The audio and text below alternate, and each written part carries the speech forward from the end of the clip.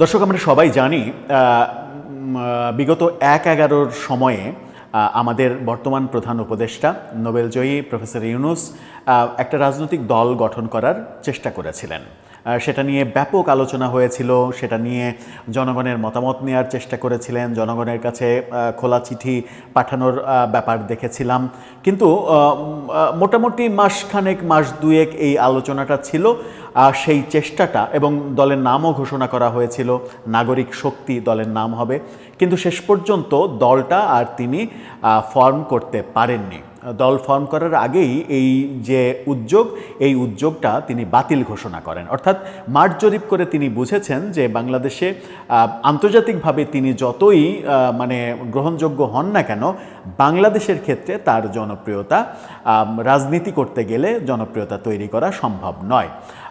যে কোনো কারণেই বাংলাদেশে, আমি যদি পজিটিভ কারণ ধরি, তাহলে বাংলাদেশে জনগণ এক ধরনের মার্কাতে ভোট দেয়। বাংলাদেশের জনগণ মার্কা বোঝে, যে নৌকা, ধানের শীষ, এই দুটো মার্কা বোঝে। এর বাইরে একটু আধটু মার্কা বোঝে হচ্ছে দাড়িপাল্লা, আর একটু বোঝে হচ্ছে লাঙল। এছাড়া বাংলাদেশের মানুষ এই মার্কার বাইরে তারা যেতে চায় না। মার্কার বাইরে যেতে চায় না বলে বাংলাদেশে আমরা বিভিন্ন সময় দেখেছি ডক্টর কামালের মতো মানুষকে রাজনৈতিক দল গঠন করে হোঁচট খেতে দেখেছি।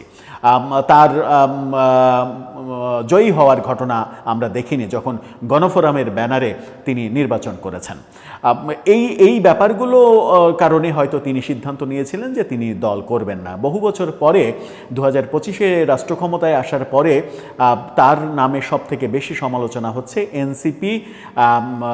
তার যে 2007 সালে যে ব্যর্থতা, সেই ব্যর্থতাটা এবার সফলতায় পরিণত করতে চেয়েছেন তিনি, এবং এনসিপি গঠন করেছেন। নিজে বটবৃক্ষ হয়ে ছায়া দিয়ে এনসিপিটা গঠন করেছেন। এনসিপি গঠন আনুষ্ঠানিকভাবে 28 ফেব্রুয়ারিতে, এবছরের 28 ফেব্রুয়ারিতে যখন কার্যক্রম শুরু করলো, তার আগে পর্যন্ত একটা আলোচনা কিন্তু ছিলই যে এই দলটার নাম কি শেষ পর্যন্ত নাগরিক শক্তি হচ্ছে, নাকি নাগরিক শব্দটা শুধু রেখে কিছু যুক্ত হচ্ছে, নাকি শক্তি শব্দটা রেখে কিছু যুক্ত হচ্ছে। এরকমটা আমরা আলোচনা দেখেছিলাম, কিন্তু শেষ পর্যন্ত দেখেছি যে নামটা হলো এনসিপি। নাগরিক কিংবা শক্তি কাজে লাগানো হলো না। এরই মাঝে যেটা হলো, এই গত বছর শেখ হাসিনা সরকার পতনের পরে যেটা হলো, সেটা হচ্ছে নাহিদ ইসলাম, আসিফ মাহমুদ সজীব ভুঁইয়ারা যে ছাত্র সংগঠন তৈরি করেছিলেন ঢাকা বিশ্ববিদ্যালয়ে, গণতান্ত্রিক ছাত্র শক্তি, সেই গণতান্ত্রিক ছাত্র শক্তির কার্যক্রম বিলুপ্ত ঘোষণা করা হলো। তারা বিলুপ্ত ঘোষণা করলেন। বিলুপ্ত ঘোষণা করে তারা এনসিপি গঠনের দিকে মনোযোগী হলেন।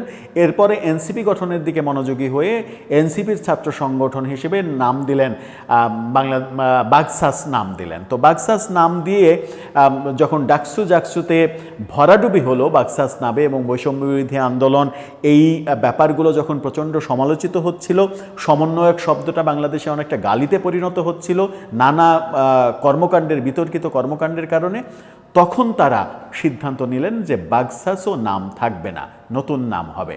এবার তারা ফিরে যাচ্ছেন সেই তাদের বিলুপ্ত করা দলের কাছে, ফিরে যাচ্ছেন প্রফেসর ইউনূসের উদ্যোগ নেয়া যে নাগরিক শক্তি, সেই নাগরিক শক্তির শব্দের কাছে, যে শব্দগুলো এরই মাঝে তারা একাধিক তাদের যে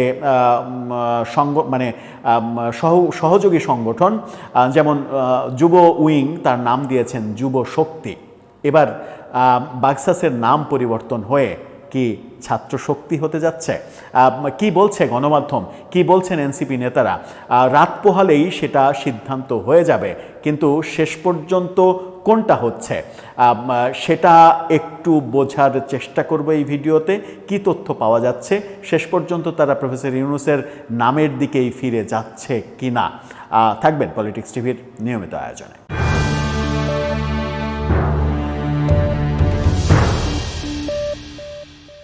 দর্শক, বলছিলাম গণতান্ত্রিক ছাত্র সংসদ যে বাকসাস, এই ছাত্র সংগঠন ডাকসু নির্বাচনের আগে পর্যন্ত দাবি করছিল তারা, এবং এনসিপিও দাবি করছিল যে তারা লেজুর ভিত্তিক কোনো ছাত্র সংগঠন করবেও না, এনসিপি রাখবেও না। কিন্তু ডাকসু নির্বাচনের পর তারা তাদের ওই নীতিগত অবস্থান থেকে সরে আসতে বাধ্য হয়েছে।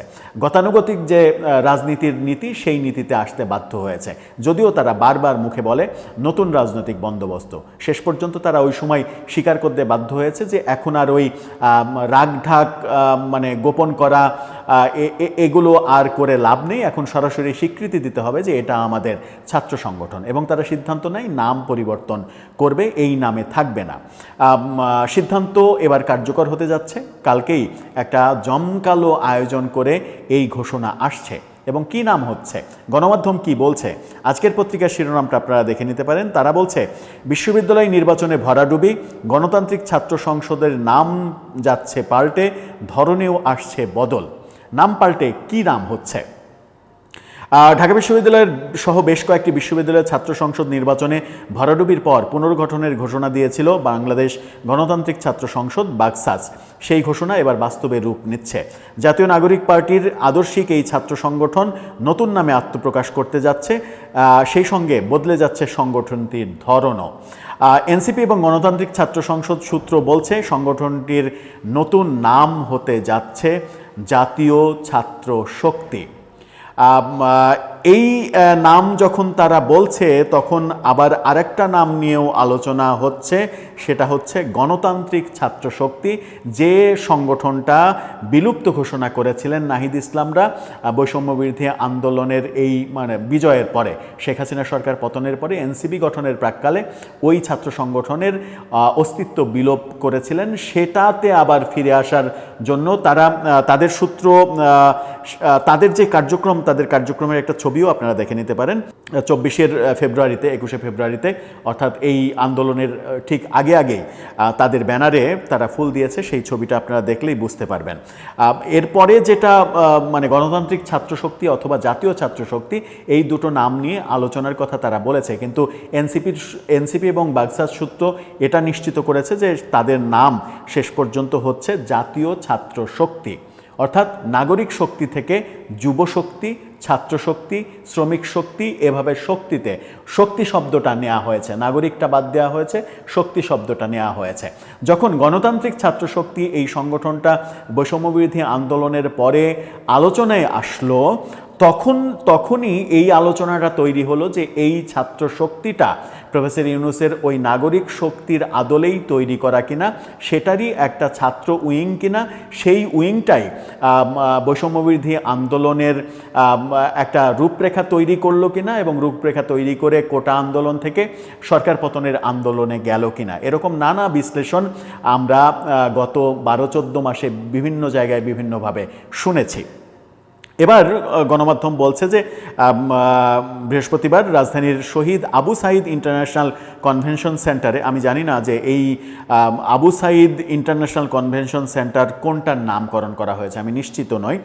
সেখানে একটা বাকসাসের জাতীয় সমন্বয় সভা হবে, সেখানেই এই নামটা ঘোষণা করা হবে এবং নতুন কমিটি ঘোষণা করা হবে। সেখানে নতুন কমিটি, নতুন নাম, কেন্দ্রীয় আঞ্চলিক কমিটি, রাজনৈতিক দিক নির্দেশনা, নানা কিছু ঘোষণা হবে। সেখানে নাহিদ ইসলামরা উপস্থিত থাকবেন, এই ব্যাপারেও নিশ্চিত করছে আজকের পত্রিকা। গত কয়েক সপ্তাহ ধরে আমাদের সারা দেশের কমিটিগুলোর মধ্যে আলোচনা হচ্ছিল। গত মঙ্গলবার আমাদের সাধারণ সভা হয়, সেখানে গণতান্ত্রিক ছাত্র সংসদের পুনর্গঠন নিয়ে সিদ্ধান্ত হয়েছে। সংগঠনের নতুন নামের বিষয়ে মাহির আলম বলেছেন, নতুন নাম হিসেবে জাতীয় ছাত্র শক্তি ও বাংলাদেশ ছাত্র শক্তি, এই দুটি নাম আলোচনা হচ্ছে, তবে জাতীয় ছাত্র শক্তির পক্ষে সমর্থন বেশি। অর্থাৎ শক্তি থাকছে, শক্তি বাদ যাচ্ছে না। গণতান্ত্রিক ছাত্র সংসদ সূত্র যেটা বলছে, বিভিন্ন কমিটি হচ্ছে এবং সেখানে তারা এই ব্যাপারগুলো এবং এই ব্যাপারের মাধ্যমে ছাত্র শক্তির আত্মপ্রকাশের মাধ্যমে যেটা এনসিপি স্বীকৃতি দিচ্ছে, যে আগে যে তারা বলছিল যে খুবই গর্ব করে তারা বলতেন যে লেজুর ভিত্তিক যে ছাত্র রাজনীতি, সেই ছাত্র রাজনীতির ধারায় তারা চেঞ্জ করে দেবেন। কিন্তু শেষ পর্যন্ত মাত্র কয়েক মাসের ব্যবধানে তারা নিজেরাই লেজুর ভিত্তিক ছাত্র রাজনীতির দিকে যাচ্ছে এবং তাদের যে ছাত্র সংগঠন একটা আছে তার আনুষ্ঠানিক স্বীকৃতি দিতে যাচ্ছে আগামীকাল। দর্শক, এই যে আগের অবস্থান থেকে সরে এসে আবার পুরনো রাজনৈতিক বন্দোবস্তের মধ্যেই নিজেদের বিচরণ, এটাকে আপনি কোন দৃষ্টিতে দেখছেন? আপনার ভাবনা লিখে জানিয়ে লিখতে পারেন আমাদের কমেন্ট বক্সে।